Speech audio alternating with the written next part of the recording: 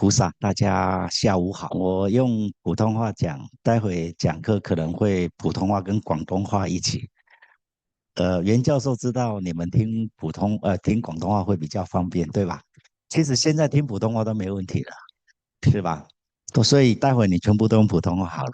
谢谢各位今天来参与我们东林净土学院的创校演讲系列。刚才有人打电话到普贤讲堂来问，那不是东林净土学院不就应该要在东林念佛堂举办吗？怎么到普贤讲堂来举办呢？你们知道为什么吗？因为这里环境好嘛。当然，东林念佛堂也很好，只是说因为方便，我们地铁这样子过来，方便大家来出席，这是第一个原因。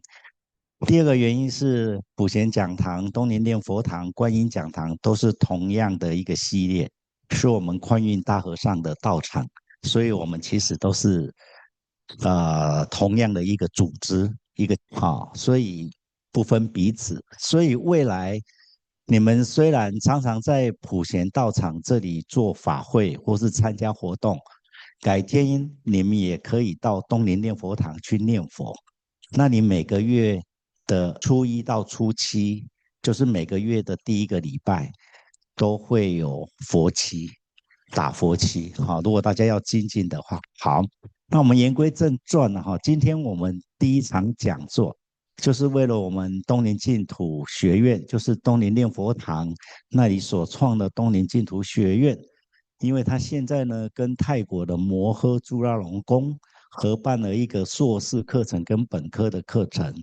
好，当然现在是送教育部在我们香港教育局在做审批，本科已经批过去了，硕士课程还在批当中。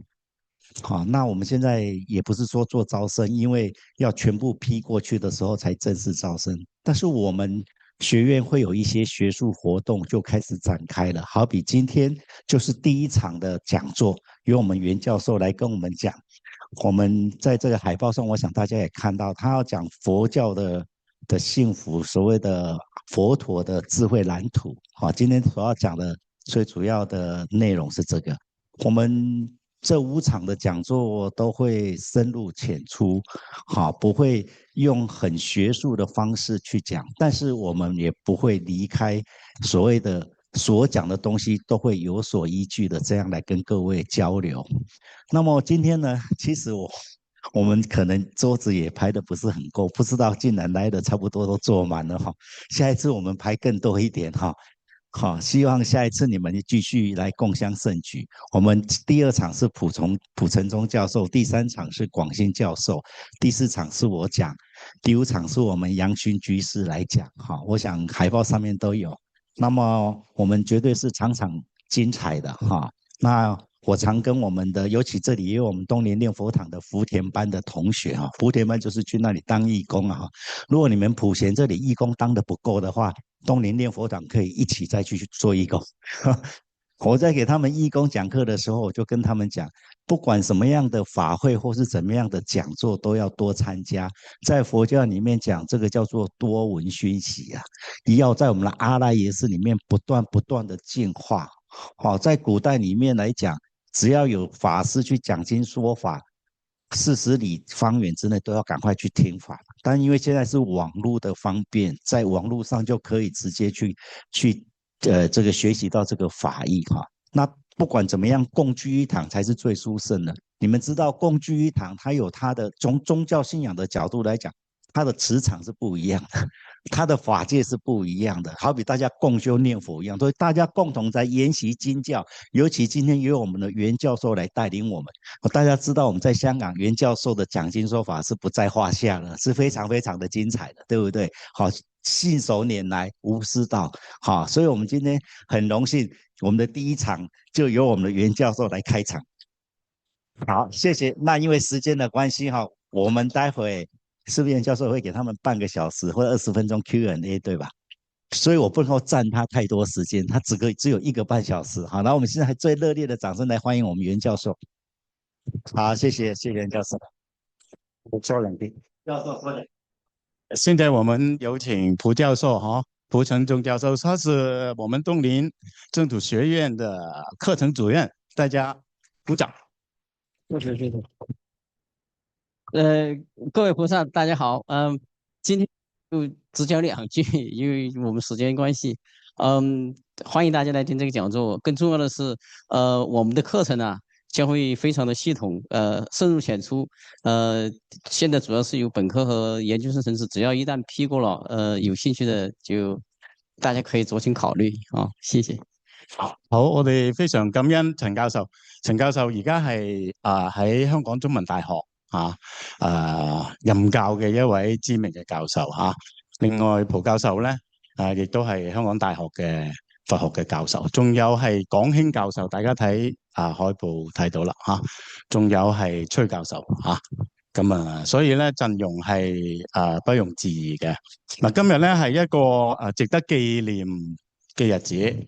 頭先陳教授都有同大家簡介過啦。今年開始咧，東林淨土學院嘅成立將會咧得到泰國摩訶朱拉隆功大學嘅一個合辦嘅位置合辦一個大學嘅課程。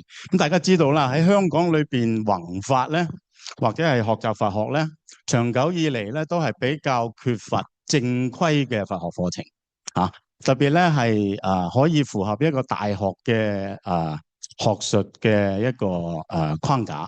咁過去咧係冇嘅。咁今年咧可以講係一個歷史嘅先河咁我哋係好感恩寬宏大和尚發呢個大慈悲心為我哋咧去鋪設呢個善緣。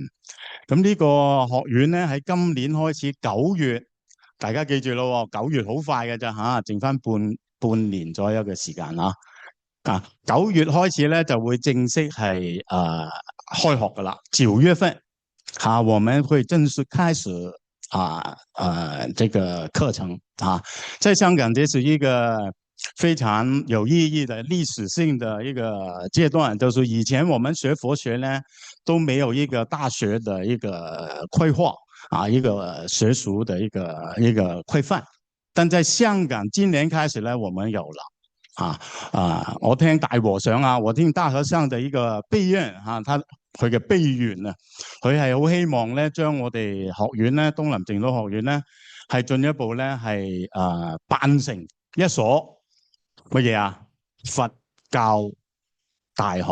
佛教大學大和尚的備願是希望把我們學院慢慢一步一步走出一條路來，變成一個佛教的大學在香港沒有佛教大學，過去都是居士我們辦這些一些社會的一些學院自動的自發的來弘法這個都很好，做了很多貢獻但現在呢我們社會越來越開放了，佛教也要進一步走入社會大眾生活裏面所以呢就應該得到更廣泛嘅一個認可，同唔同意咁我好相信呢各位讀佛學信仰佛教呢係一定係好希望呢可以有一個有規範嘅學佛嘅路徑，等自己呢讓自己一年一年的讀上去。讀幾多年讀幾多年大家你哋想讀幾多年讀佛學咧學佛學咧就冇話幾多年㗎呢個係一生嘅功課嚟嘅，但係你要完成一個學位你要完成一個學位，總有一個時間的一個長短，4年 OK。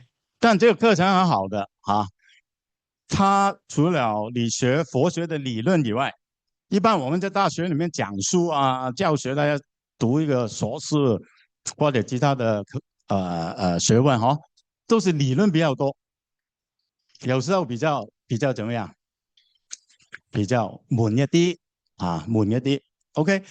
但我們這個跟泰國這個朱拉隆功大學合作，等一會我再講2句關於他的一些背景，很厲害的非常厲害嘅呢個大學嘅背景。這個課程它的前3年是讀一些學科為主，但3年之內都有很多實踐性的一些內容，比如說譬如舉例會有禪修嘅一個理論課同埋實踐課 ，OK， 亦都會喺泰國派遣呢啲咧大學教授全部係教授級嘅嚟到香港咧特意咧去教我哋咧去禪定嘅理論同埋係實踐。嗱呢個就非常之好啦。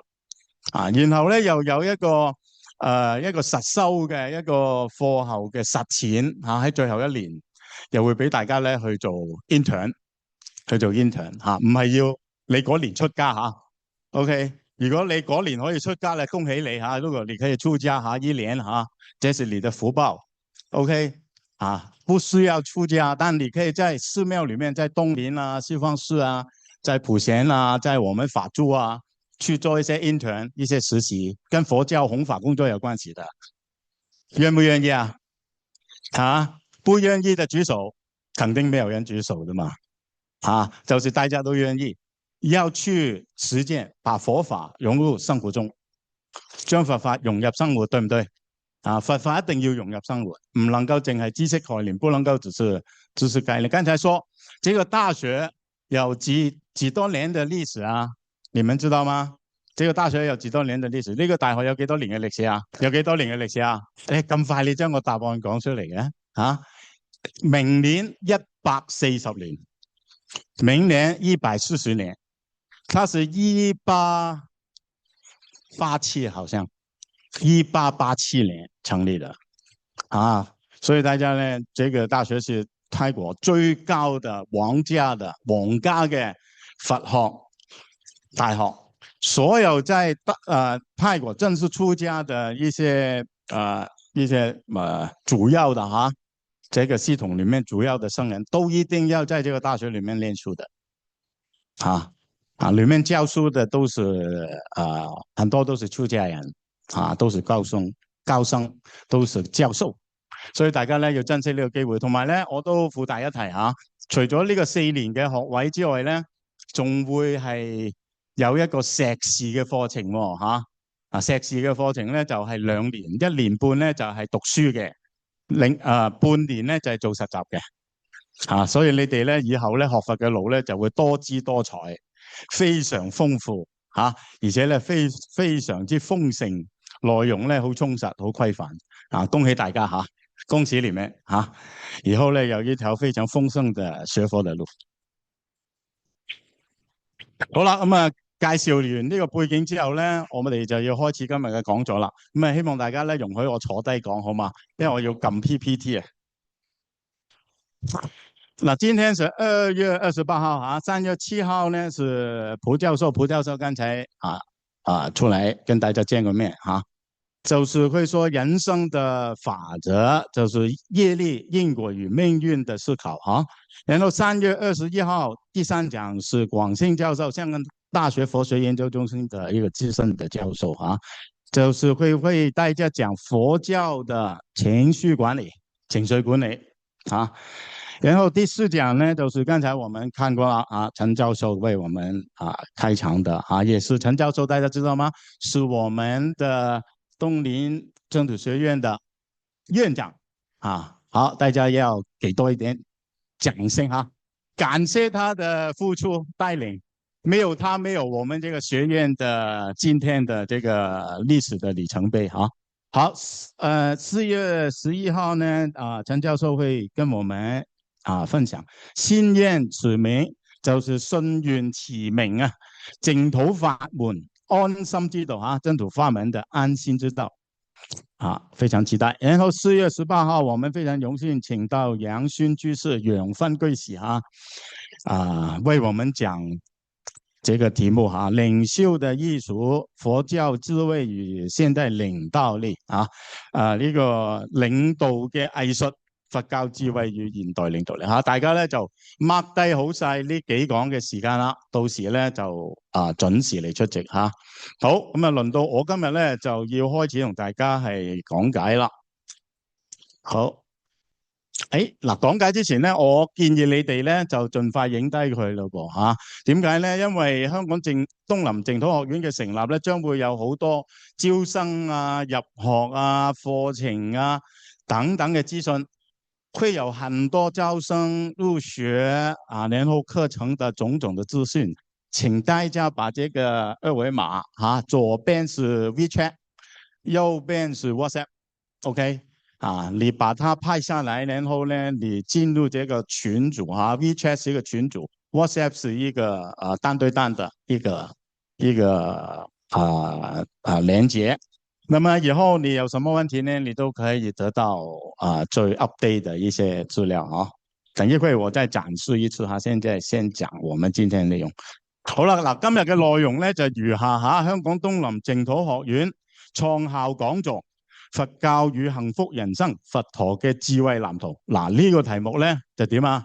夠晒大啦所以咧今日咧我哋要講嘅內容咧就只能夠咧集中喺佛陀嘅一個人生嘅主要嘅關鍵經歷裏邊今天我們集中在佛陀的人生的關鍵經歷裏面，我把它歸納成7步。佛陀是經過7步成道。7步成道，7步成道成道一般我哋話佛係得到無上正等正覺，對唔對佛經叫做阿耨多羅三藐三菩提但其實我哋回顧佛嘅一生咧，佛嘅覺悟咧唔僅僅只係得到無上正等正覺。我們回顧佛陀的一生，不單只是得到了最高的正覺，我們可以發現其實佛陀得到的是4層4個層次嘅覺悟。所以咧我會將呢個題目咧咁樣去演繹，7步成道4層覺悟，7步成道4層覺悟。7步成道係嗰個過程，經歷咗7個關鍵嘅經歷，經過7步關鍵的經歷，然後我們回顧佛陀一生或者他程度的這個偉大的人生的突破，看到佛陀其實是得到了4層的覺悟，每一層的內容不同，每一層嘅內容唔同，有4個層次嘅內容，恰恰好非常之奇妙非常的奇妙。這4層覺悟可以通出去，通到佛教，特別是大乘佛教，可以通出去，通到去大乘佛教。喺義理上4個主要嘅系統，呢句話比較長就是說佛陀4層覺悟的內容恰恰可以通到大乘佛教裏面佛經、大乘佛經義理上4項4個大的系統這個大的系統可以回到佛陀一生的覺悟的4個層次裏面找到它的根據。大乘佛教有4個宏大嘅義理系統一般我哋就唔係話4個噶。如果你睇印順法師佢嘅講法咧，主要就係虛妄唯識真常唯心仲有乜嘢就係般若中觀咯3個其實唔止3個。我哋一陣間咧會喺內容同大家去講解。咁我咧就會分2個層次講第一個層次先講如來嘅7步成道，但係唔係淨係講佛傳，我哋必須要喺佛陀嘅7步成道嘅傳記裏邊咧，或者經歷裏邊咧，睇到對我哋嘅啟發。學佛唔係淨係學一個客觀嘅理論知識，同唔同意學佛唔係科學嘛，科學係一個客觀嘅理論知識，學佛必須要回到邊度？回到生命，尤其是回到自己嘅生命。學佛不只是一個客觀的理論體系，它更重要的要回到我們生命內部，幫助我們成長，幫助我們覺悟，同不同意？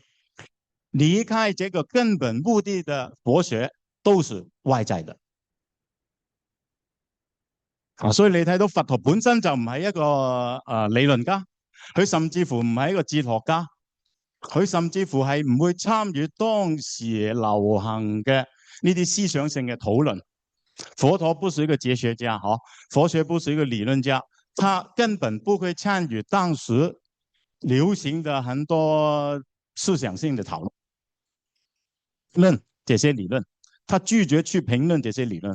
我們看佛經看得很清楚的。好我哋而家咧就分兩個層次去講。第一咧係佢嘅七步程度。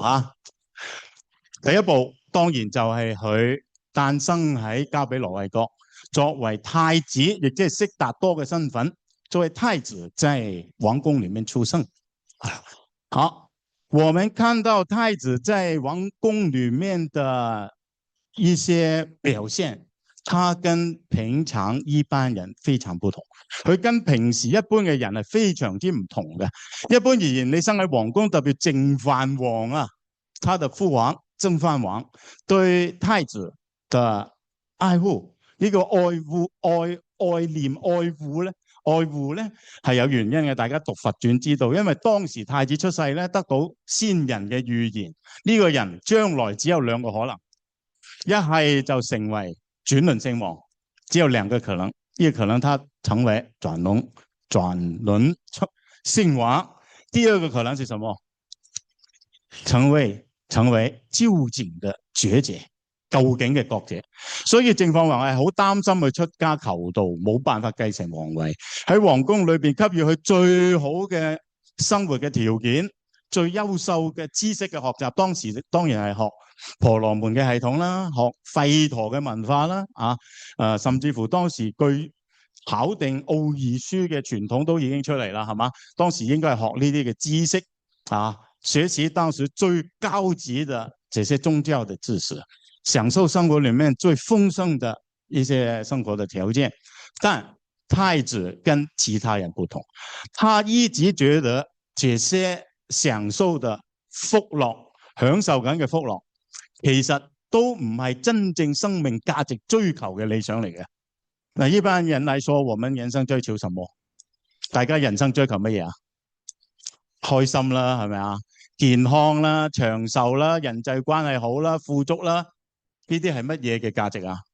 世間福樂，都是世間的福報快樂。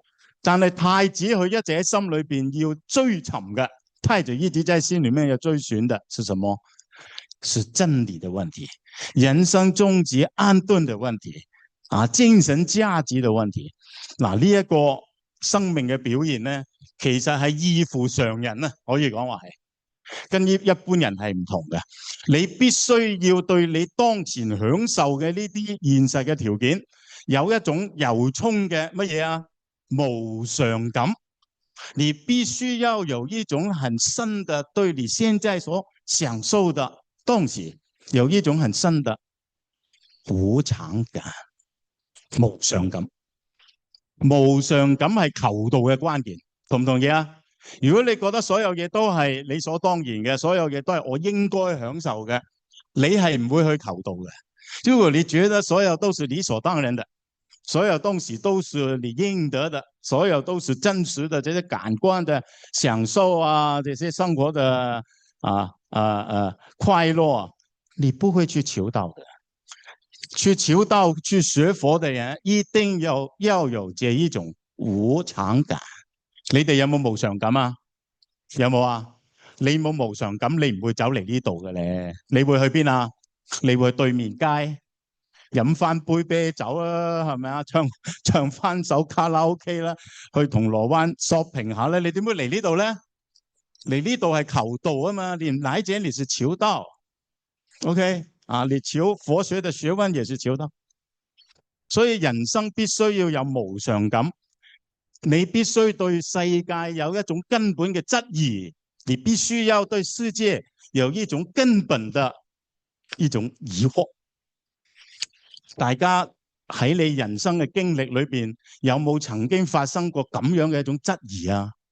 在你們人生中幾十年了你有沒有過有一種對生命存在的根本性的質疑？我記得我小時候，小到幾少呢？讀幼稚園，我估計我推論呢應該係4歲、5歲、4歲、5歲嘅時候，我喺屋企裏邊周圍望得我一個大人都返咗翻咗工啦，只有我一個人在家我看着這個房間，看着這個家，看着這個睇住呢個牆壁睇住啲台睇住啲凳，很奇怪。我覺得他們都是假的，都係假嘅。唔知道點樣表達呢個意思嗱？呢個意思係我長大之後，我先知道我當時呢個感覺，我可以比較清楚表達出嚟。我長大之後才知道這種感覺，用這個語言來表達。以前那個時候3歲4歲，你怎麼知道怎麼表達，對不對？長大就知道，原來叫做咩啊？無常感，無常感咁無常感係一個入道嘅因緣，我希望大家都有，而且要好好珍護佢，唔好覺得哎呀無常啊，成日覺得好唔安樂啊，覺得咧很不安啊，很多問號啊，好多問號啊，人生嘅疑惑，唔係嘅，你冇疑惑，你係唔會去求道嘅，同唔同意啊？你沒有疑惑，你是不會求道。嗱，太子就係一個咁樣嘅人。佢享受最豐盛嘅物質生活，佢學到最高級嘅當時吠陀嘅知識，但係佢並沒有因此而滿足。一個問題，生命嘅根本質在哪裏？人生嘅根本意義在哪裏？生命嘅本質是什麼？人生嘅真正嘅價值是什麼？生命點解會被現在呢個咁樣嘅當前嘅各種條件、環境、結構所束縛？你要問呢個問題。嗱，你一問呢啲問題咧，你就進入思想嘅世界，你就由不安嘅情緒，從不安嘅情緒進入了一個思想嘅世界，你就開始踏上了求道的路。人生一定要咁樣開始你嘅求道 ，OK？ 然後由呢個問題嘅反照，我哋今日可以更清楚表達，即係人生喺呢種無常裏邊感受到嘅乜嘢啊？不自由，而在這種無常感中，你感受到的是一種根本的不自由。你給很多不能命名的力量所束縛，束縛住你禁錮住你，你希望能夠破佢，尋找一種生命嘅自由。人係根本上追求自由嘅，呢個係人之所以為人一個根本嘅生命嘅一個關懷嚟噶。你有呢個關懷，你就有求道嘅條件。你冇呢個關懷，你就永遠困喺呢個現實世界裏邊。所以第一步咧，我哋話太子嘅覺悟，佢必須要由無常嘅疑惑，然後轉為一種對自由嘅一種追求從無常的疑惑轉為一種對自由的一種追尋尋找這個第一步。好，然後太子慢慢長大了，我哋讀佛傳清楚了，太子慢慢長大了，他有機會經歷4門首先是頭3門，看到什麼？喺前3門裏邊見到乜嘢啊？老病死。老病死，人生嘅老病死。據講佢喺皇宮裏邊係未經歷過呢啲，因為淨飯王都係非常之呵護佢嘅呢個俾佢一個好根本嘅震撼。人生係乜嘢咧？人生嘅結局，要直探人生嘅結局，要只看人生嘅結局。人生嘅結局離不開老病死所以有呢4門給太子一個非常的大的衝擊，就是要直面存在的實況，直面存在嘅實況。你要面對你人生當前嘅處境，同埋你必然會得到嘅最後嘅結局。你要認識，你要面對，你要直面，呢個係一種存在嘅焦慮。存在嘅焦慮，關於存在嘅焦慮咧，其實東方嘅文化裏邊咧，佛教係最強烈嘅這種存在的焦慮感。其實在東方嘅傳統，儒家、佛教、道家，佛教是有強烈的苦業意識，苦業意識係帶出一種好強烈嘅存在嘅焦慮感有呢種焦慮係令得我哋覺醒。人生係需要面對不由自主嘅呢個必然嘅結局，人生必須要去面對這個不由自主的結局。特別最後，人生最後你必須要過嘅一個關係乜嘢關啊？生必有死。佛經講合會有離，生必有死啊！你點樣去完成你呢個功課呢？你點樣去完成你呢一生呢？你點樣面對死亡帶俾你嘅無盡嘅虛無呢？死亡係虛無，咩虛無啊？你現實擁有嘅一切歸零，生不帶來點啊？死不帶去，係嘛？包括你嘅身體全部化為灰煙，生不帶來，死不帶去，包括你的身體，你沒有辦法去控制它，最後一把火一燒，燒成呢個離塵，回歸天地。咁你去咗邊度啊？當你凝視呢個未來嘅時候，你內心裏邊會有一種焦慮感，呢種焦慮感迫使你要去尋找生命嘅實相，但係呢個會帶俾你，同時帶俾你一種生命嘅壓力。你面對生命的這個最後的結局，跑過來會給你一種壓力感。所以很多人走到這一步，只有兩個結果，大部分人會選擇面對定逃避啊，大部分人會選擇逃避，所以先有享樂主義啫嘛，係嘛？得快樂時且快樂，今朝有酒就點啊？今朝醉啦，係咪啊？都係變翻去一個現實主義、快樂主義、現實主義、快樂主義的功利主義的這樣的一種人生，本能主義的這樣一種人生。只有很少數的人會在這個問題上面堅持走下去，只有好少嘅人，係極少嘅人，古往今來都係，尤其是而家，因為你行過街對面就有啤酒飲啦。係咪？頭先我哋都講，你根本好容易可以令你麻醉你嘅精神與思想。你打開個手機裏面乜都有啦，你使乜要思考死亡嘅問題啫？你不需要去思考死亡這些問題，逃避壓力的辦法多的是，在現代文化的背景下邊，所以人必須要勇敢直面存在嘅困境。我亦都鼓勵大家。你人生必須要有呢份無常感，頭先講咗啦，第一步無常感有疑惑，對人生有疑惑，你會去問問題，你會去追問答案，但你唔好期望你好快會得到呢個答案，呢個係不切實際嘅。你最重要嘅係咩呢？你要堅持去尋找，你不要期望你問這個問題很快會找到這個答案，不會的。經一番寒徹骨，哪得梅花撲鼻香啊！一定要喺呢條路上堅定前行。學佛確實唔係一條容易嘅路，比起西方嘅宗教，西方嘅宗教確實嚟得容易好多，係咪啊？因信稱義，因信稱義，所有問題，人生問題就解決了。佛教說人生是公平的，一切都有因果，沒有免費午餐，冇免費午餐，同唔同意啊？所以我哋要堅持走落去，你就一定要面對存在嘅困境，呢個係第二步。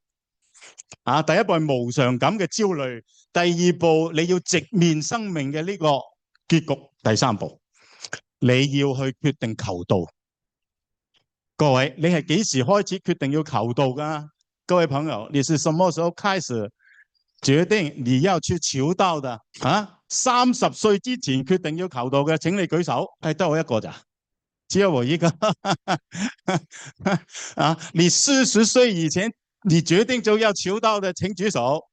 嗱，1、2、3、4、5、6、7我當佢夠10個啦。網上有60人嘅喎，都有人回應係嘛？對啊，你40歲以後才決定去求道，40歲之後先至決定求道嘅，請舉手，快啲舉啦！係未舉嗰啲唔該你快啲舉啊嚇！喺未住嘅麻煩你都舉住一住嚇。人一定要求道噶，你唔求道，人生係冇希望嘅。話你聽，係真嘅，人生一定要求道，你不求道是沒有希望的。最後你就佛教所講啦，你俾自己生命裏邊嗰啲業風啊、業力啊一吹，唔知吹咗嚟邊度，最後你就給人生這些業力之風一吹，吹到哪裡去啊？不知道。然後歸零，殺一生，重新再來。你殺一生重新再來還好啊，你殺一生重新再來沒機會你學佛啊，因為已經俾咗機會你啦嘛，係咪啊？你下次你未必有咁幸運可以再學佛噶啦，你下一世你再嚟呢度，未必就有個普賢道場俾你嘅。你想話我報名東林淨土學院啊，未必會收你噶啦，因為點解啊？你一定可以做人嘅咩？你一定生喺香港嘅咩？你一定可以做人的，你一定可以生在香港啊？有很多個可能，所以人呢沒有選擇，只有一個選擇是什麼啊？兩個字，求道。對，求道你就會問，人生命是無始的長河，還是短暫的沉影？係短暫嘅長河定還是係短暫嘅沉影，定還是無始嘅長河？你就開始思考人生嘅前世與未來、前生與來世嘅問題。你要去思考，你要去揾答案啊！你要去請教善知識。喺呢個思考嘅過程裏邊，其實就係對你既定嘅嗰個生活世界嘅一個背叛，主動的叛離。叛離什麼？叛離你現實世界的這個生活的思緒。所以求道嘅人或多或少都一定係點㗎？反叛性格啊！所以各位你哋都係好反叛嘅啊！一定有一定的反叛的這個性格在裏面。你唔會跟呢個世俗洪流啊嘛，係嘛？你不會跟咗這個世俗的洪流。一直聊，你不知聊到哪裡去。求道嘅人，佢個心都係比較清明嘅，佢都係有向往嘅，都係有理想嘅吓。OK， 所以俾我哋一個啟示，佛陀求道第四門啊，生老病死之後啊，老病死之後第四門，佛陀決定點啊？太子啊，當時係要出家，成為沙門啊，要出家。出家就是人生的一個重大的關鍵的決定。就是我要改變我人生的未來，脫求超離苦難之道。人生嘅終局係必然係苦難，老病死苦。你要有決心去做出呢個同一般人唔同嘅決定。人必須決斷地斬斷那些定義生命的現實的束縛。你要決斷咁樣去斬斷呢啲定義你現實人生嘅束縛，你先有機會走出困局，揾到新生。咁對一般求道人嚟講咧，最重大嘅決定，佢可能會選擇出家，係咪？或者你至少你在家，你決定你成為一個修行人，喺家裏邊、家庭生活裏邊繼續你學佛嘅路。喺意念上、喺思想上、喺方向上，你一定要作出求道嘅抉擇，呢個係關鍵。你嘅人生嘅未來就係呢一念之間決定噶啦，就係呢一念之間決定噶啦。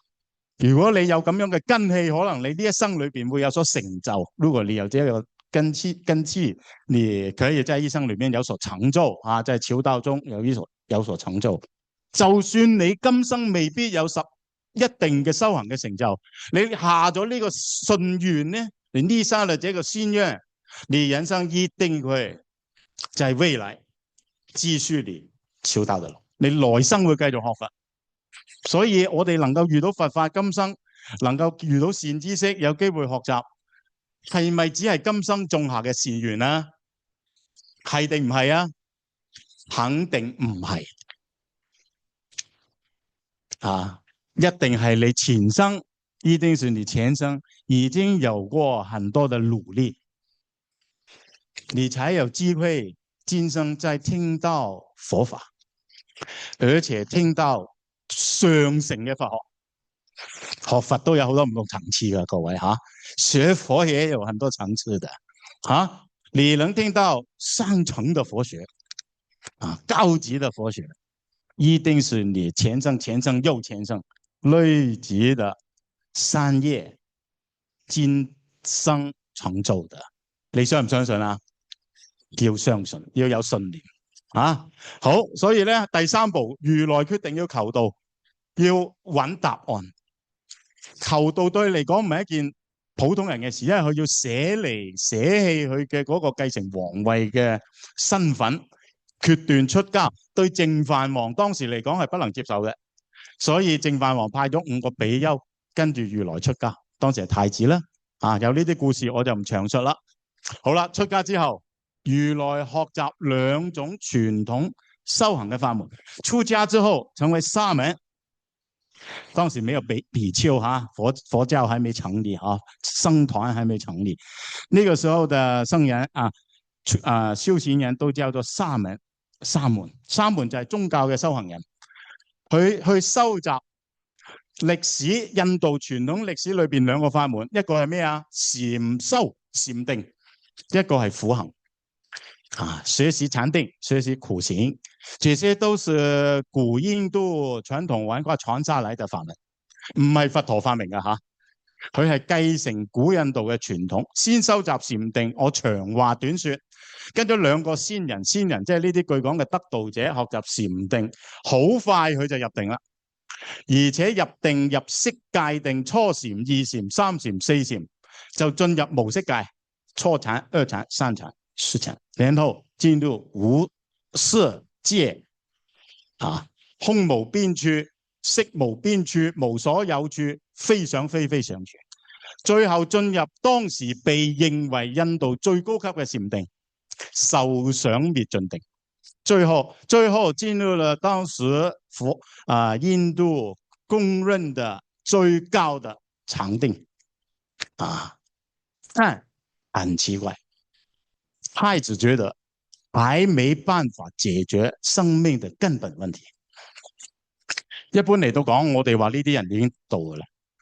你能夠入到三摩地初禪已經好唔容易㗎啦。你來世就唔會投生欲界，你能進入初禪，你來生肯定不會再投生欲界，來生肯定投生色界。你投生色界，你根本上就成為一個大神大神，色界嘅大神，初禪、2禪、3禪、4禪已經成神噶啦。其實你能夠生喺欲界諸天都係神，不過比起色界神咧，仲要層次要低一啲。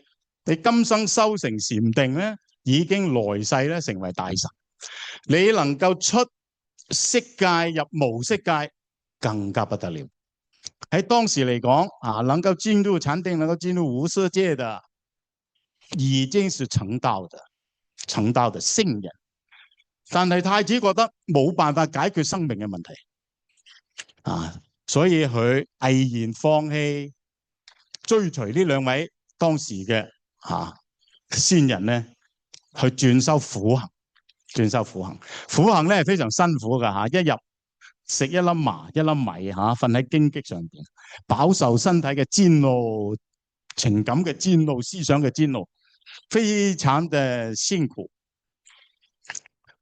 我哋睇佛經好清楚，我們看佛經很清楚，到最後佛陀連禪定放棄了，修行禪定放棄，因為沒有辦法解決生命的問題、生死的問題。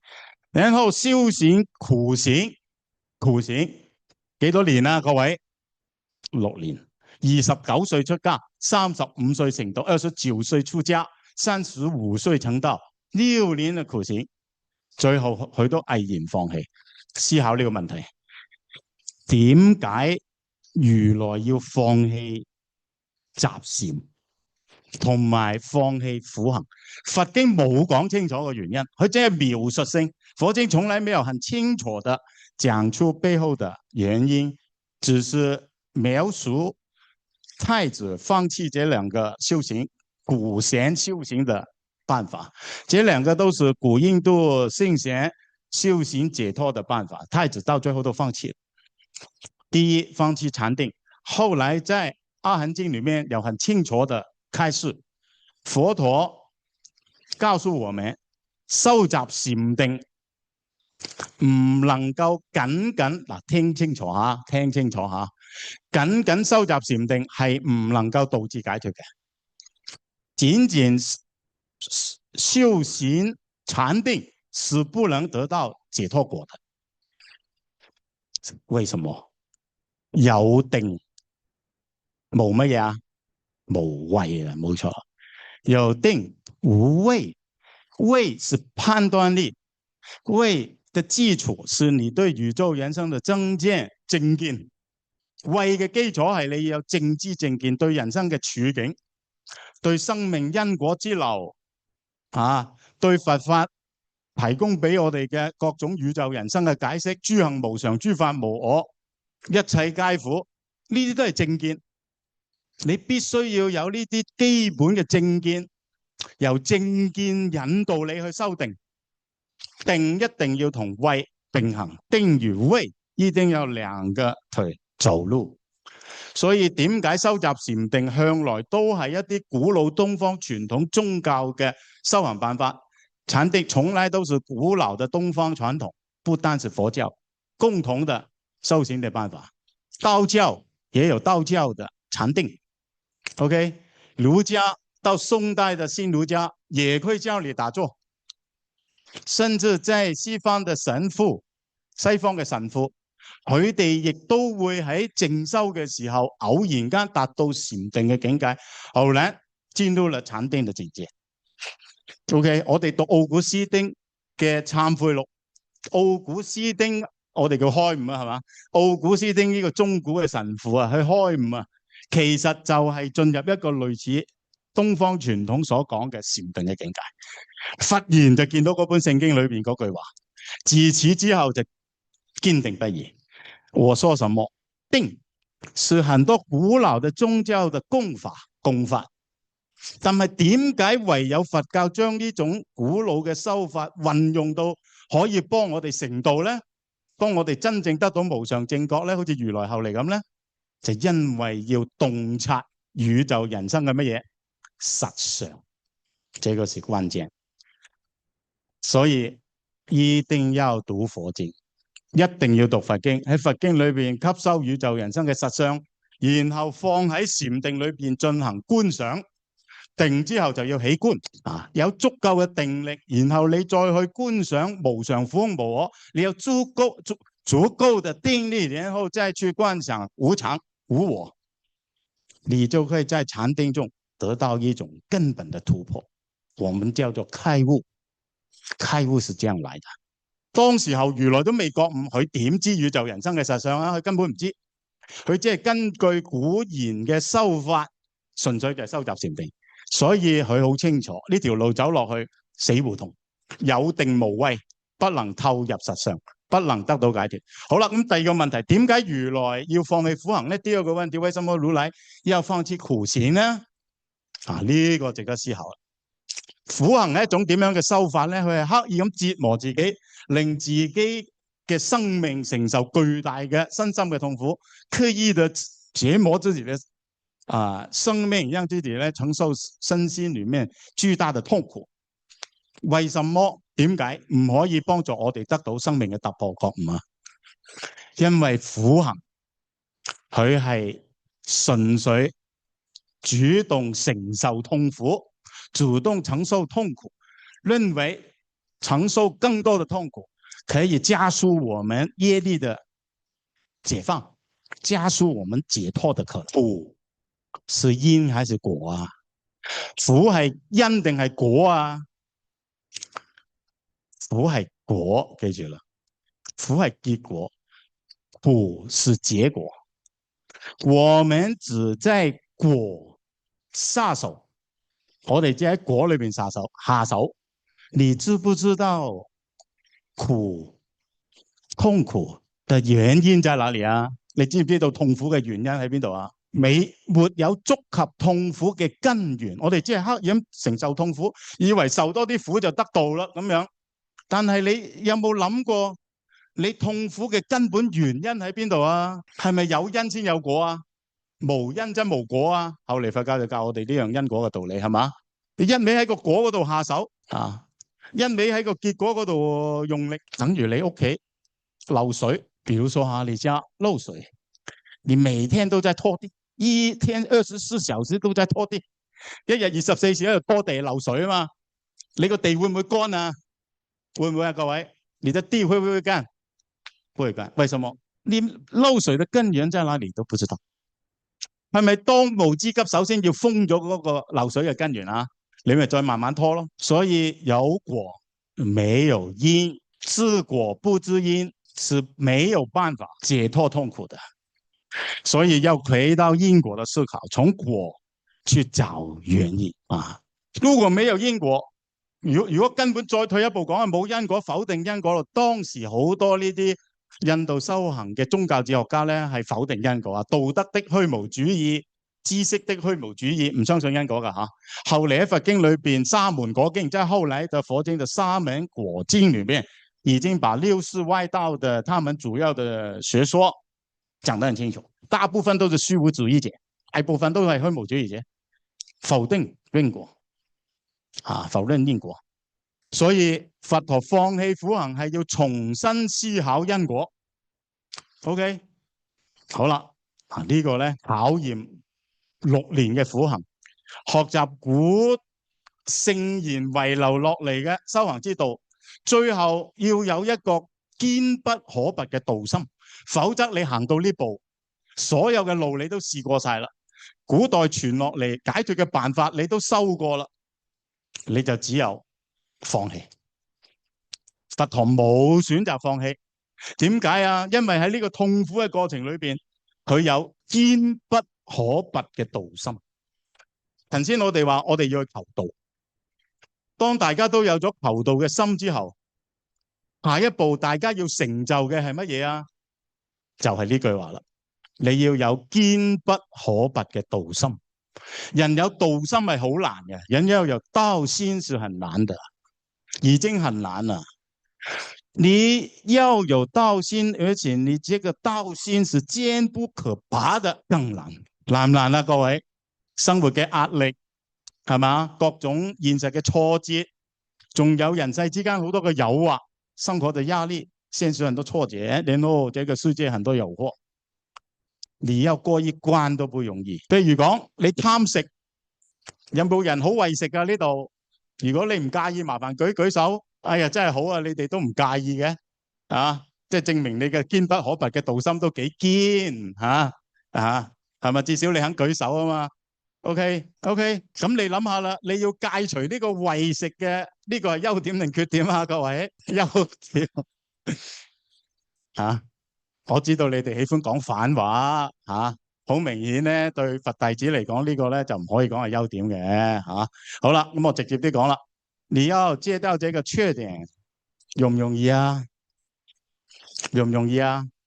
剛才舉手的容唔容易啊？容易嘅舉手。嗱，剛才舉手的現在都不舉，唔容易嘅。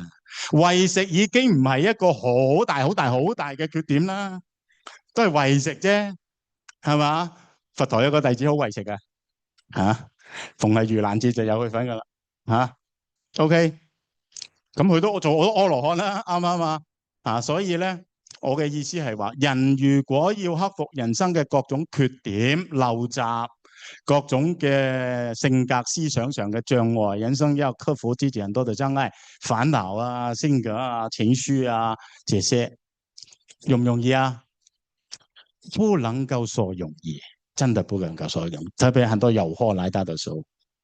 係嘛？很多誘惑嚟到你面前嘅時候，呢個時候只有一樣嘢幫到你，佛菩薩都幫唔到你，真的考驗來到嘅時候，佛菩薩都沒有辦法幫你，只能夠你自己嘅面對。你呢個時候你最需要有乜嘢啊？堅不可拔嘅道心，呢個可以係一切修行人無法跨越嘅難關，這一點是可以是一切修行人無法跨越嘅難關。太難啦！佛陀用佢嘅生命見證，就係用佢嘅6年嘅苦行，每日食一粒麻，每日食一粒米，你睇下係咪啊？我哋見到佛陀有啲苦行像啊，皮包骨嘅，大家有冇見過啊？你可想而知係幾咁艱難。求道唔係唱歌跳舞食飯羅漢齋啊 ，OK 所以要做好呢種準備嘅第4步。第5步，佢最後放棄苦行，就係快樂的娛樂的人生右手邊在王宮裏面的享樂，與左手邊人生的自我的歷代自我嘅虐待裏邊不苦不樂，佢要揾翻一條中道。因為修行唔係苦樂嘅問題，記住呢句話啦。修行不是苦與樂的問題。好，很多人學佛就希望人生快樂一點多啲錢然後健康一點老婆老公聽話一點孩子讀書讀得好一點事業成就一點呢啲都係福報，係應該有嘅。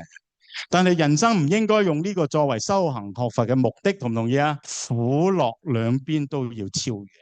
我哋有更高嘅理想喺前邊，超越係超越人世間嘅痛苦與快樂。痛苦令你冇法前行，過度嘅快樂同樣會耽誤你嘅道業。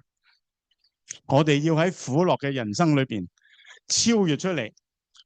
喺佛陀嘅經驗就係傳統嘅宗教權威裏邊解放，唔再依賴單純嘅禪修，唔再依賴單純嘅苦行，而係要揾另一條路，追尋淨化生命嘅真正可能不能單純的依靠古賢留下來的禪定的修行，或者苦行的方法要另外走一條真正可以得到的道路。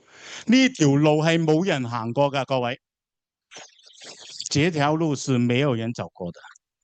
我們現在回顧佛陀，我哋而家回顧佛陀，只有釋迦牟尼行出呢條路，只有釋迦牟尼走出這條路，以前是沒有人走過的。念天地之悠悠，獨愴然而涕下，前不見古人，後不見來者啊！呢個又係一個考驗。到最後求道，如果得翻你仲會唔會求啊？求道冇盤嘅喎，念經就得你一個念，打坐就得你一個打，食齋一個食，去到佛堂一個人，好多人就會選擇放棄。佛陀冇選擇放棄，重新去思考因果，由痛苦嘅人生嘅現實，痛苦嘅人生嘅現實去追尋導致這個痛苦的結果的根本原因去探討業力運作的根本法則，要揾業力根本嘅法則。佛陀喺度覺悟，呢個係一個重大嘅一步，重新領悟人生係活喺一個秩序裏邊，重新發現人生是活在一個秩序裏面。什麼秩序？因果。所有現在我領受的遭遇經驗都是有原因在前面，一步一步推到今天發生在我身上的，有因果。因果是什麼？因果是存在的法則，存在嘅法則。重新認識呢個存在嘅法則，亦即係重新明白因果嘅道理。嗱，呢個係非常之重要嘅。重新認識因果嘅道理，所以如來之後佢去到菩提迦耶，佢收集苦行啊嘛，差唔多喺尼連禪河遇溺啊，記唔記得呢個故事啊？得到牧羊女嘅位置，恢復力氣，去到菩提迦耶呢個菩提樹下金剛座上起誓，若不成正覺，誓不起此座。去到菩提迦耶這個地方，金剛座上菩提樹下發誓如果得不到正覺，永遠不會起來好啦，思考的是什麼？如來喺菩提樹下思考嘅係乜嘢？就係因果，就係因果。6年苦行係冇白費嘅，6年苦行是沒有白費的。第一，鍛鍊了他堅不可拔的這個求道的意志，鍛鍊咗佢堅不可拔嘅意志，呢個第一。第二，令佢確認人生係有因果嘅。令他確認人生是有因果的。所以他到菩提樹下就開始因果的反思。生命是什麼？為什麼會有生命？苦從哪裡來？沒有令我苦的原因，我今天為什麼會苦呢？這個說不通。那什麼力量讓我苦呢？你問這個問題，你問呢個問題，乜嘢讓我咁痛苦？天啊天啊咁樣係嘛？窮途末路嘅時候啊，人窮即係反本，你就問天啊，點解我會行到呢步啊？咁樣一般人就會向外思考，向外思考會得到咩答案啊？命運，因為命運導致我今生嘅遭遇，因為我嘅祖先嘅原罪啊，係咪啊？西方宗教就講原罪 ，OK 啊，背叛咗創造主，所以導致我今日嘅痛苦 ，OK。又或者更簡單，偶然論，唔知點解嘅，偏偏選中你啦，啊，所以咪整蠱下你啦。偶然論、命定論、創造論、偶然論，都係喺外邊揾答案，都是在外面去找答案。神的懲罰、命運的安排、偶然的一個現象，都是在外面去找答案。佛陀有冇去外邊揾答案啊？去咗邊度揾答案啊？打坐裏邊只能夠向內揾答案，反思生命流轉嘅原因，內觀，要重新回到生命內在，尋找人生現狀的根本原因。從哪裡開始？佛經說得很清楚啦，佛陀係跟住12因緣嘅思考，逆觀12因緣，內觀12因緣，得到覺悟的。嗱，呢個係佛經嘅講法啊，佛經嘅講法，到底如來係咪真係逆觀12因緣覺悟咧？咁樣呢個不可知，但係確實有此可能啊。佛陀逆觀12因緣由邊度開始啊？第一支係乜嘢啊？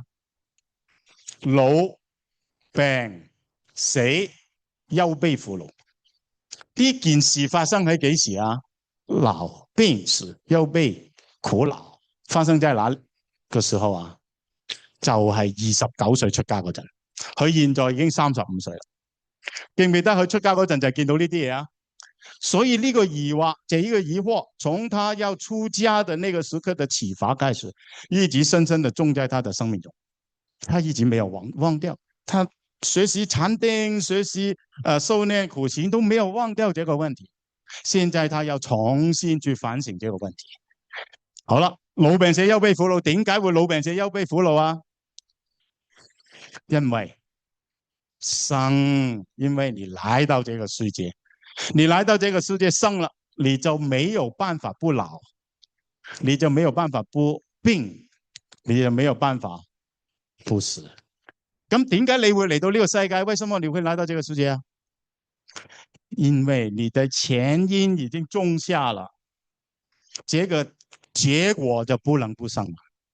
業力有，用一個字有係業有，業有，業有，然後一路層層追溯，我唔詳述啦，否則又要講多一堂噶啦吓。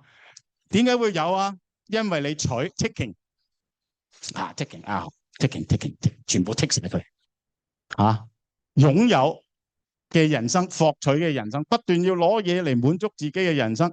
咁點解你咁中意攞嘢啊？食完仲要打包啊？係咪啊？點解啊？賺錢賺極都唔夠啊？點解啊？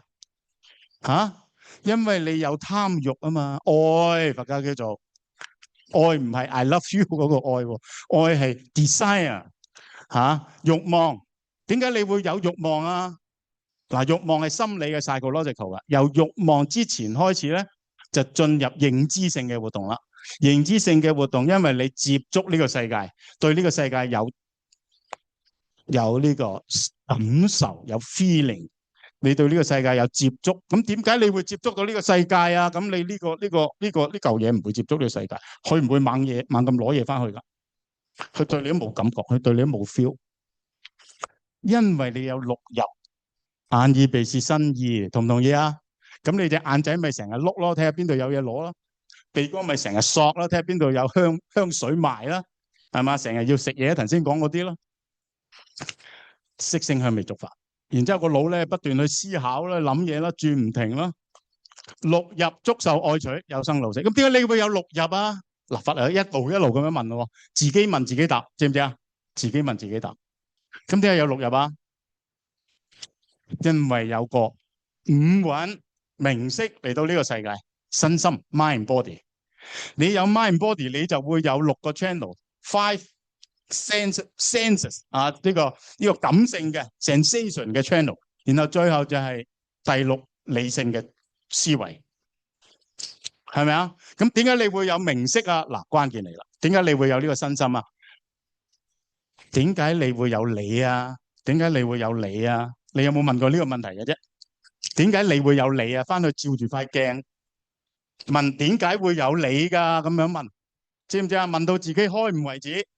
不過係好難開悟嘅，咁你咧就只有一個抉擇，點啊？翻嚟讀書，佢嚟讀書，因為你這樣你沒有根底，你是不可能這樣就問就開悟的，不可能的。點解有你啊？因為有一個心識嘅流轉入胎，成為一個現實嘅個體。色就有名色，名色就係身心構成嘅原因就係呢個心識嘅主題。嗱，越問越深啦吓，如來一路哇犀利啊，一路追溯，一邊去問啊，從果去問這個因，到最後發現心識這個識的存在。然後你問點解你會有個心識嘅存在啊？因為又翻去前生，因為你做咗身口意三業，業力儲存喺呢個心識裏邊，令你今生重新入胎，非生不可。好啦，問到呢度係關鍵嘅地方啦。如果繼續咁樣問落去，因為你作業，所以咧你就有個心識。咁點解會作業啊？咪觸受愛取咯。咁點解觸受愛取？因為我有六入咯，有五蘊。點解有五蘊？我有心識咯。咁點解我有心識啊？咪因為我作業咯。你知唔知我講咩啊？就真係輪迴啦。咩輪迴啊？個思想喺度輪迴，對唔對啊？呢個係一個關鍵嘅飛躍，這是關鍵的飛躍。從業力的存在從身口意三業的存在有一個跳躍。呢個跳躍係如來覺悟嘅關鍵就要直觀心識之流，直接去觀照佢，唔係去問啦。去到呢度不能再問，不能再問。問到12因緣倒數第2之道，就是無為緣行，然後有色這一部分不能再問。你必須要有一種生命的突破。覺悟是在這裏發生的，前面都是思維，前面都係思維，去到最前一步係覺悟，用智慧去覺照內觀呢個心識之流，即係自己觀自己，講得輕鬆啲。OK， 發現我呢個業力所成嘅身心根本就係互為因果嘅。佢係一念後嚟講得好清楚啦一念妄執所起，一念妄執所起的自我分裂，菩提覺性嘅自我分裂，菩提覺性的自我分裂。不過在原始佛教沒有說得這麼清楚，這個菩提覺性的自我分裂要到中國佛教才講得最清楚，印度佛教都講得不清楚這個裏面要讀書才知道所以一定要讀書就係咁解啦。唔係你唔知道，你永遠唔會知道佛教好多秘密，藏喺佛經裏邊，很多秘密藏在佛經裏面，你要學習的，你學習你才會明白的啊。好，關鍵是什麼？內觀是在外面找原因，還是在生命內在找原因啊？內在，在己尋因。這個是學佛的人，無論你人生要遇到什麼的困難都好，人生將來有什麼的經歷都好，順利順逆，請你都記住這句話，所有生命的答案都不在外面，所有100%肯定。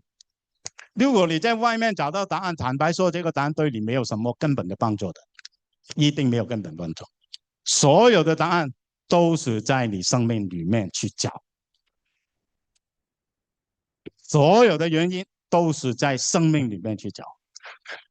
佛經千言萬語，到最後就是教我們怎麼在我們生命裏面找原因，清淨的原因，污染的原因，輪迴的原因，成佛的原因都在哪裏啊？對不對？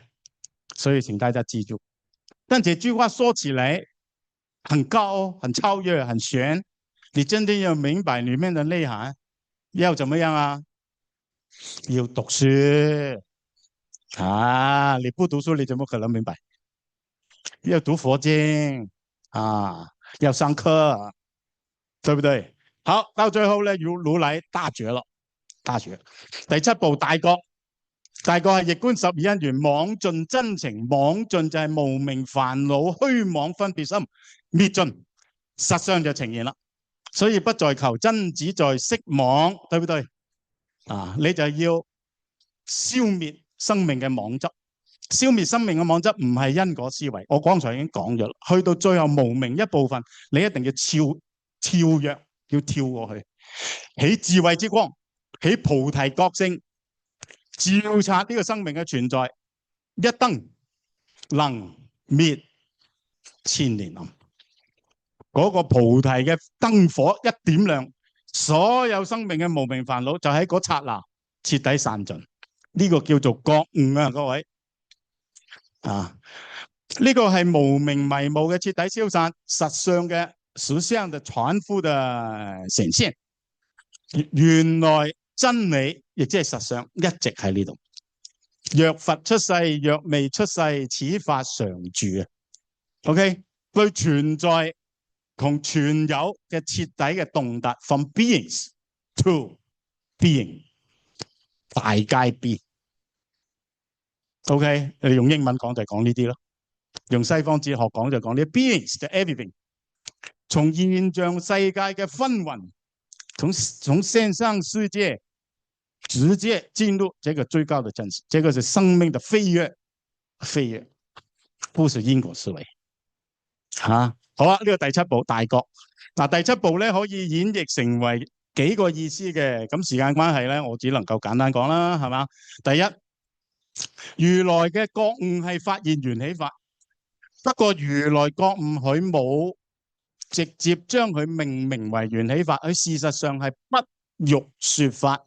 如來覺悟之後，其實他不想說法，在《阿含經》裏面說得很清楚啦，他覺得他領悟的這個最高的真理啊，無論怎麼說，大家都是不明白的。與其係受到眾人嘅質疑，不如點啊？默言不語啊！所以釋迦牟尼點解叫釋迦牟尼啊？各位，因為係釋迦族噶嘛。咁點解叫牟尼咧？薩迦牟尼為什麼叫薩迦牟尼啊？什麼叫牟尼啊？牟尼就是這個意思。Keep silent， 不要說話。所以這個是釋迦族的不說話的人，好吊詭。釋迦族唔講嘢，嗰個人就講咗好多嘢。點解啊？一陣間就再講啦。原來有4層覺悟。OK， 好，佢就得到如實觀諸法實相。嗱，如實觀諸法實相咧，後嚟佢就將呢個實相咧命名為緣起，後來他就命名為緣起啦。好啦，緣起演繹出好多嘅教法，所有佛教不論大小、二乘、南傳、北傳、顯宗、密宗，全部都係由緣起法演繹出嚟嘅。所以大家學佛學咧，一定要讀熟唔同嘅緣起。咁你要讀熟了解唔同嘅緣起點先得啊？各位，你要了解佛教2000多年以來所有的不同層次嘅緣起，要怎麼才可以啊？要點先得啊？要讀書。要讀書要上課我真係肺腑之言嚟噶係咪啊？你真係要咁樣，你先至慢慢你先明白嘅。如果唔係，你就讀法學，永遠就一知半解，人云亦云明得一橛又唔明嗰橛，講到前邊又講唔到後邊。OK， 所有嘢都係緣起，緣起咧就演繹出咩咧？演繹出無常同因果。嗱，記住啦嚇，緣起係最高嘅，如來覺悟嘅最高，如來覺悟的最高就是緣起，由緣起就演繹出兩個很重要的這個佛法的兩個脈絡，一個脈絡是講因果，一個脈絡是講無常。因果跟無常是矛盾的，因果同無常係矛盾嘅，無常咁啊點會有因果？係咪啊？既然有因果，即係啲嘢係有秩序嘅啦，點會無常啫？佛係兩面說法，兩面說法，非常精彩好啦，咁演繹出無常啦，無常就話俾我哋聽，有冇自我啊？有沒有真實的自我啊？沒有事物有沒有永恆的自性啊？有冇永遠嘅自性啊？冇。OK， 諸行無常，諸法無我。人生就要明白呢個正見，你先有解脫嘅可能否則就隔離啊！隔離乜嘢啊？4個字，苦過弟弟啊！即係一切皆苦啊！冇嘢唔苦啊！知唔知啊？你唔學，你唔知無常，又唔識無我，咁咪一切皆苦咯。呢個一切皆苦，諸行無常，諸法無我，叫三法印。仲有一個涅槃寂靜，一陣間講。呢啲就係佛教嘅印記，即係佛教嘅旗幟旗號。OK， 好，由呢個緣起法嘅大覺，又演繹出因果。頭先講咗啦，因果就和合萬有係隨緣而生，緣生緣滅啦咁樣。呢個係時間先後嘅次序，佛經後嚟叫異熟，異時異熟同埋空間上嘅離合聚散，呢啲叫咩咧？緣生法同因緣法。嗱，記住啦，緣起演繹出緣生法，演繹出因緣法。緣起、因緣、緣生係唔同層次噶，有一個邏輯嘅結構喺裏邊。緣起跟因緣跟緣生是不同層次噶，你必須要把它搞清楚。搞清楚如何可能啊？嗱，現在你哋已經俾我調教到咧，讀書對不對一定要讀書，唔讀書係唔會明白噶，知唔知啊？好，最後咧，緣起法嘅正入如實觀諸法實相，俾我哋去體證到人生有真正解脫嘅可能，亦即係真正實現自由嘅可能。解脫就係自由，就係完全嘅自由。OK， 同天地宇宙嘅法則永遠合而為一，佛即法，法即佛，永遠嘅自由，超越業力束縛，改變業果，終止痛苦相續。第4個法印，涅槃寂靜。所有嘅法印都係如來覺悟嗰度衍生出嚟嘅，所有嘅法印都是從如來覺悟的哪一點演繹出嚟的嗱，4點，第7部可以演繹成4點，可以演繹成第5點、第6點。今日時間關係，講4點夠啦，講4點夠啦。好啦，嗱，咁以上咧就7部成道。如來係經歷呢7部成道，對我哋好有啟發。咁方便起見，你個表俾大家啦。講咗咁長啦，係咪啊？你個表咁大家清楚啲啊嘛。佛就係悟道7部，第一就係成長太子，亦即係我哋現實人生，你自己要有一種超越世間福樂嘅執着，唔好成日講話我想開心啲我想咧就享下福咁樣，唔好淨係求呢啲世間嘅價值。你好好學佛，你自然有噶啦。呢啲其實好濕碎嘅，知唔知啊？好易啊，好 easy way 嘅咋。你肯學佛，做多啲功德啊，好好聽經，然之後咧讀多啲書，自然就有噶啦。超越世間福樂之執，厭離，好似太子咁厭離喺皇宮裏邊呢啲最上乘嘅生活，係嘛？好，四門就凝視生命嘅終局，將呢個問題放喺心裏邊。人生最後老病死憂悲苦惱，你係冇辦法逃避嘅，你必須要做好呢份功課，直面，亦即係面對啫，唔好逃避。逃避係冇出路噶。你肯唔逃避，你肯去面對咧，你就會去邊啊？第三，你會去求道。求道就係立下一個決心啊，決求超離苦難之道啊！你會去求道，人必須要求道。好高興，頭先講到呢度，不論40歲以上、40歲以下，個個都舉手，係咪啊？你必須要求道，但求道會好多考驗啊！咁你一定要點咧？你首先多數咧就係會咧去揾老師。以前嚟講就係要師古啦，師古喺傳統裏邊學習。譬如我哋細路仔要讀4書5經，學做人，係嘛啊？咁你就慢慢個人品咪端正咯。而家就係4書5經都唔讀啊，咁啊人品咧就好難真係健康成長，年青人成長咁艱難，因為失去傳統文化嘅教育。咁你喺傳統裏邊去揾資源，好似佛就要學由吠陀到奧義書呢段1000幾年嘅歷史，係嘛？教佢點打坐，教佢點樣去修苦行啊。好啦，然後咧你就要去超越啊呢啲既有嘅修行辦法，揾到你自己獨一無二嘅突破嘅路。喺佛嚟講咧，就係要重審因果業力之根，要尋因，始終都係嗰個問題：生老病死，原因何在？痛苦業力究竟係乜嘢原因導致？最後佛教就教我哋要內觀，內觀生命流轉之因，要逆觀，喺生命裏邊揾答案，唔好喺生命外邊揾答案。記唔記得呢句話？記住啦，你記住呢句話，你就唔會求錯道。在內選因，背後就係外面選因。外面揾翻嚟嘅嘢幫唔到你突破嘅，突破係好有限，亦都可能係假嘅。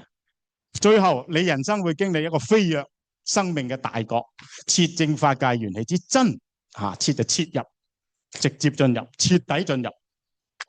好，咁啊7步咧，我哋話嗱講咗一半啫，點算咧？唔通要加時？唔使，咁下邊精簡啲咪得咯，係嘛？好嗱，前邊就講咗7步成道，後邊咧我哋歸納佛嘅覺悟，其實唔係一般我哋平時所謂淨係得到無上正等正覺、阿耨多羅三藐三菩提咁簡單嘅，呢個一定係啱嘅。佛嘅覺悟除咗係如實觀緣起法性之外，即係阿耨多羅三藐三菩提，佛仲有3重覺悟，非常奇妙。以下所講嘅呢4重覺悟咧，將會通向佛教以後特別大乘義理世界嘅開展裏邊，成為4重義理體系嘅根源，就嚟自佛陀嘅4重覺悟。第一，呢個係從如來亦即係太子喺皇宮厭離，直面老病死，到決志求道，最後徹證緣起實相。呢個係人生尋求真正自由嘅過程，最後得到無上正覺涅槃寂靜，就真真正正自由。我哋用自由呢個比較現代嘅語言，你就更加清楚如來喺成個生命裏邊成就嘅呢個偉大嘅一個經歷。出家求道，追求梵行，梵行即係清淨之行。呢條路由人間走到彼岸。佛經講如來就要人間裏邊示現成佛嘅呢條路俾我哋睇，讓我哋有信心跟住佢得到正覺。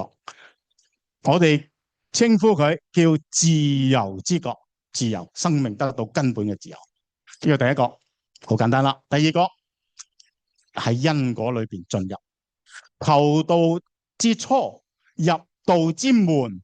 你要洞明宇宙嘅法則，所以成日講你一定要讀書，要讀經，要明白義理，要有正知正見，你要讀書，你要有政治正見，你要明白義理，有思想的能力，你要明白的最根本的最基礎的就是因果。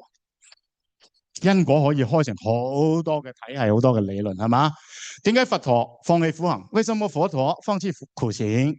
他不但知道果我們都知道了，就是痛苦，我還要知道原因。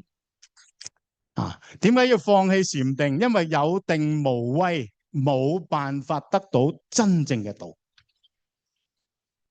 呢個意思我已經講過啦。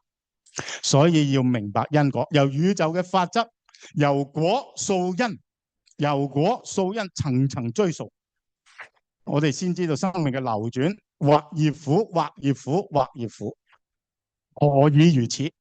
同埋真正令我哋不得不如此嘅嗰個根本嘅原因在哪裏？第二個因果之覺，唔明白因果冇辦法求道，唔追求生命嘅自由，老係同現實妥協，總是跟現實妥協，沒辦法求道，沒辦法覺悟。好，第二個就係因果之覺。第三，呢個就我哋成日講噶啦，就係無上正等正覺、阿耨多羅三藐三菩提，法已常存。若佛出世，若未出世，此法常住。求道唔係喺外邊求一樣嘢翻嚟，講咗啦，喺裏邊揾原因，記唔記得啊？真理時常在此，真理就在這裡。後嚟中國佛教充分發揮呢樣嘢，當下即時，當下就是唔係點會出禪宗啊？就係充分發揮呢個義理。其實如來覺悟已經話俾我哋聽啦，真理就係當下。我哋要做嘅唯一一件事係咩咧？充分認識自己生命嘅障礙，認識生命嘅障礙，然後把我們的虛妄消滅，將我哋嘅虛妄洗淨，最後妄盡，真理就會呈現。所以求道係不在求真，只在息妄。減法咧，學佛就係減法，減法不是加什麼進來沒用的，減好咁第三呢個就係我哋一般講如來喺菩提樹下嘅實相之覺正入緣起性空，後世大乘佛教叫緣起性空。好，最後啦，呢個必須要提噶啦，冇呢一個覺悟，如來係唔會說法嘅。阿含經講得好清楚，如來本來係唔要說法嘅。但係後嚟佛經話梵天點勸請梵天勸請，勸如來你唔說法咧，呢個世界就永遠黑暗；你不說法，這個世界就永遠黑暗。所以佛陀點佛陀點慈悲心動，慈悲心動。決定住世說法，一說45年，冇如來嘅大悲，世間有冇佛教啊？如來就自己覺悟就自己走咗去噶啦，關唔關你事啊？關唔關我哋事啊？唔關我哋事。如來大悲之覺，說法度生。後嚟嘅佛經就好清楚啦，呢個係乜嘢啊？心佛眾生本無差別。如來喺菩提樹下感受到。佢嘅生命同眾生係不可分離嘅，絕沒有一定沒有一個人成佛嘅事，絕對不會有一個人成佛嘅事情。所以一個人成佛，所有眾生一起成佛。後嚟中國佛教就要講呢啲道理啦，知唔知啊？咁點可以學到呢啲道理啊？各位點先得啊？係啦，冇錯啦，記住呢個答案唔讀書你點明啊？啱唔啱所以如來感受到自己生命同眾生嘅生命呢種內在嘅連結，佢不能不住世說法。喺佛經嚟講就大悲，以無數方便引導眾生。好啦，嗱，四種覺悟非常奇妙嘅係，如來呢四種覺悟左邊自由之覺、因果之覺、實相之覺、大悲之覺，分別通向大乘佛教四個根本體系，論成佛、論業力、論實相，論教導。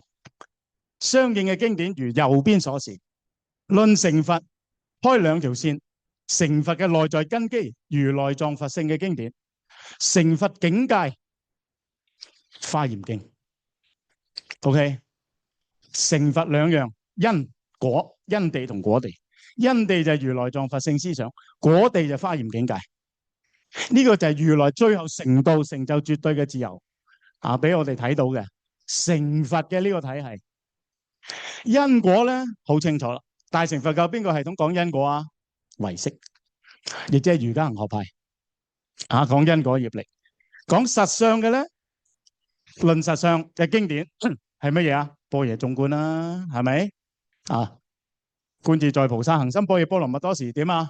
一二三，照見五蘊皆空啊嘛。般若中觀係嘛？呢個就最高實相四個字，緣起性空。但仲有一個，頭先最後講大悲，大悲起動以無數方便救度眾生。呢個就係大乘佛教菩薩道建立嘅根基，亦即係《法華經》所講啊，以無數方便救度眾生，令一切眾生令離諸著啊，究竟皆得一切種智。呢個就淨土法華嘅體系。OK 啊，四個覺悟，開四個思想體系，出大成四個義理系統，全部可以翻去如來嘅覺悟嗰度揾到根據。係咪好重要啊？學佛就學呢四個系統噶啦。由呢四個系統融會貫通，就出中國佛教。呢啲都係印度佛教，去到中國又用另一種面目同你相見。咁點先可以搞清楚晒呢啲所有問題啊？各位，答案只一個，兩個字。好，今日講到呢度多謝各位。記住掃描二維碼，讀書嘅答案喺呢度，報名嘅方法喺呢度。好多謝大家，阿彌陀佛。Q&A 好啊，Q&A 還有20分鐘啊，因為我們到5點才結束嘛。不要走啊！我跟各位講後面的 Q&A 才是最精彩的啊。那你們現在趕快有什麼問題提出來，我們袁教授可以一一的跟各位交流一下。我覺得你們很配合他呢。呢個係咩？因果呢個要做要點讀書，非常之好好，來看看各位有沒有什麼問題來提問。剛才他所講的，乃至於你們平時在修行上或是在讀經上有一些問題，也都可以提出來。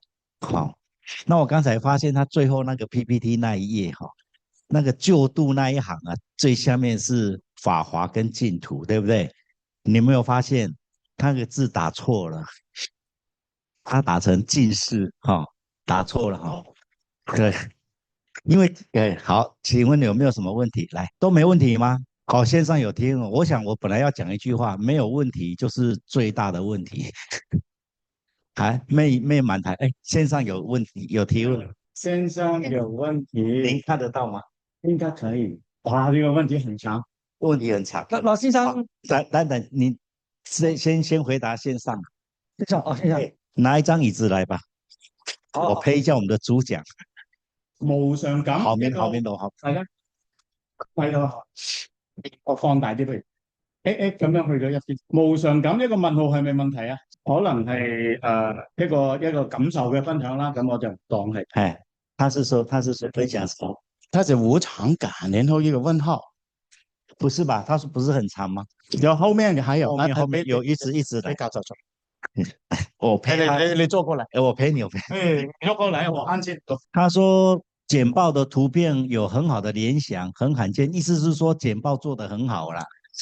他問教授可不可以結緣，問他可不可以提供出來。可以。他說請問有回放嗎？我們有錄影，而且接着我們還會做那個字幕剪貼。無常因果矛盾來，無常是不住的意思，因果是流轉，並不矛盾這是他表達意思。好，他講這個，請問 A 無故或故意去打死 B 也必須讓他自己處於無我的狀態，任 A 打死嗎？排除感化 A 之外， B 這樣的最根本原因是什麼？聽到未哈？佢嘅問題哈。我用廣東話講一次嚇。A 咧就無，嗱我答咗前邊先，因果同埋無常。嗱，所謂矛盾咧，無常係顯示秩序嘅一個不存在，冇秩序，係嘛？而因果咧，好明顯係有一個咧秩序、規則、規律嘅意思喺裏邊。喺呢點上面有矛盾。事實上，無常同因果當然唔係矛盾。而且矛盾律咧唔係唯一一個咧去幫我哋理解佛法嘅一個思想嘅法則嚟嘅嚇。呢個意思咧，我平時講經都講得比較多一啲嚇。不過我簡單答咗你先，無常係秩序嘅缺失，冇秩序。OK， 不可預測性，明唔明白？因果可唔可以預測啊？因果可以。OK， 喺呢點上係矛盾嘅，但事實上佢唔係嘅。咁事實上唔係，點樣唔係咧？答案只有一個，兩個字：讀書。OK， 好嗱，嚟到呢個打死人嘅問題嚇。打死人嘅問題咧係咁講噶 ：A 無故或者故意去打死 B， A 去打阿 B， 打死咗佢喎。阿 B 咧就要處於無我狀態，任阿 A 打死，排除感化 A 作為 B 者一樣最根本嘅原因是什麼？咁我就鼓勵呢位朋友 L 呢位朋友咧去讀《金剛經》。《金剛經》裏邊有一段就講呢個故事噶啦。如來當年仲未成道，仲係菩薩嘅時候咧，佢就喺森林裏邊遇到歌利王啊，記唔記得呢個故事啊？咁呢位歌利王朋友咧，佢就帶住一班宮女喺森林裏面咧，就係遊玩啊！呢班宮女咧就見到有個仙人，當時菩薩即係佛陀嘅前世啊！咁哇，嗰個法相好莊嚴，咁埋去咧就希望咧同佢傾下偈啊，了解啊。廣東話講對，你回答這個問題要看《金剛經》裏面有一個故事，是菩薩，就是佛陀前生叫菩薩他在森林裏面遇到一個很殘暴的王，叫什麼啊？歌利王。歌利王有一班宮女就跟着這個仙人去聽經，這個歌利王看到了非常的憤怒，然後把這個菩薩怎麼樣肢解 ，OK， 節自解啊。好，以是菩薩無我相、人相、眾生相、壽者相。菩薩無我相、人相、眾生相、壽者相。OK， 咁你問呢個問題咧，可能咧就同呢個故事有關係啦，咁樣。咁因此咧，我建議你讀下《金剛經》。OK， 咁呢個喺大乘佛教裏邊，即係大乘佛教裏面咧，就是菩薩一種隱喻啊。隱喻的一種修行 ，OK 隱喻的修行。不過可能這個朋友的問題是說，如果在現實世界有人要把你打死，你是不是把自己用無我這個道理來麻痹自己你打死我吧，你打死我吧，反正是無我的。佢可能嘅問題係咁樣唔好咁戇居吧。陳教授比我要直接很多，唔好咁修行。我們說佛儒家讀書讀多了，變成佛呆，變成書呆子。我們佛教徒學佛也不能學成佛呆子，是吧？那這麼平白無故人家要打你，你還要自己處於無我狀態所以這個問題可能這個命題是一個偽命題啦。但可能他會遭遇什麼？可能他是在講說，一個人如果說進入禪定或是怎麼樣進入到無我，但是所謂的無我不是沒有覺知，無我是一個不執着，在一個空性的狀態所以這個是不是說你完全都進入無我，然後你打我，我都不疼不痛，也不是這樣子所以我根本唔會嘅修行嘅人唔會咁戇居噶，係咪先啦？咁如果咁樣嘅話，點解要修嘅？越修越分去，係咪？越修越蠢啊！越修越蠢嘅嘛。剛才袁教授講，我們是要開智慧的嘛。好界定会议会来解脱嘛，所以大概啦，因为所以但不知道可能有一些问题，当然也是值得讨论啊。我们不是说对对对，那不知道为什么会有这样的先看问题，《金刚经》吧。但是我们现场有一位那个菩萨有问题的，现好，场我请问们先不，好啊，来，待会线上的再讲。没有了，剛才都是這個問題，好上面都是這個問題。好，誒請問啦。咁多位教授，唔好意思，其實咧可能嗰個 QR code 會有答案，我都想預先知道，其實想報名個資格有冇年齡啊，或者學歷嘅最基本，比如一定有個學士啊，或者碩士啊先可以入讀報名啊講。本科嘅話就你要有嗰個中學嘅學歷噶咯嚇。如果你碩士嘅話，都要大學嘅學歷噶，都係一樣嘅 degree 咁樣，係啊嚇，年齡沒有問題，問題只要大家願意學習的話，都是。但是我們這個課程也有出家人，也有在家人這樣子。好，當然我們是很鼓勵我們在家居士也可來多學習。其實你們在學佛法哈，大家都很精進嘛。但是這裡聽一下視頻，看一下，學一點，對吧？這個知識都是碎片化的，沒有系統啦。如果你真的有像你們像退休了哈，有錢有閒了，來讀這個很好。因為你要有時間，真的。然後你這個時間你可以，因為你既然都退休了，好好的增進，一定要求道嘛。剛才袁教授講第一點，而且一定要多讀經教啦。那只要我們身體狀況好，當然錢這個不是問題了哈。最主要就是在這樣一個系統上的學習，你的佛法絕對是增進的，不只是你現在的情況，我敢給你保證10倍以上。而且都是在那裡，每一門課都是系統性，我們都是教授給你們開課嘛。剛才都介紹，我們都很好的教授，啊，他們啊，我不是啊，不好意思，就是我們到時候會跟各位，就是會一直這樣跟的，但是我們一直在剛才強調本科4年，但是就是有一個實修的課程，那個很重要。佛法不能夠只是講啊，講的話就是知識的東西呀，你知識的話哈。只是知識，這要知識轉換成智慧的話，就要去實修，就是要 practice。所以我們雖然是辦這個佛學的課程，我們是一個知識取向，但是我們也要實踐取向，這個很重要的。好，那你要來實修，你才知道。剛才也有介紹，我們有泰國的這一個，他不是只是教授，他是摩訶諸羅龍宮大學裡面的教授，他還是法師。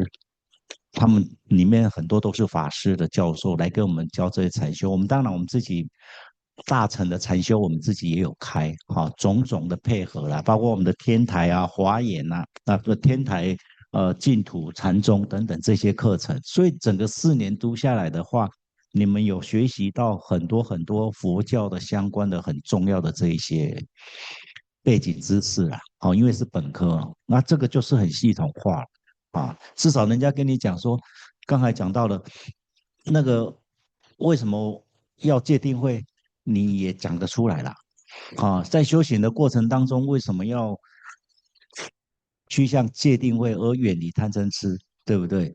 不過是這樣子，那戒是什麼，定是什麼，慧是什麼，這個都是很坦白講，再談下去都很深的內容。這3學裡面就是戒學、定學、慧學，那再是分出去的。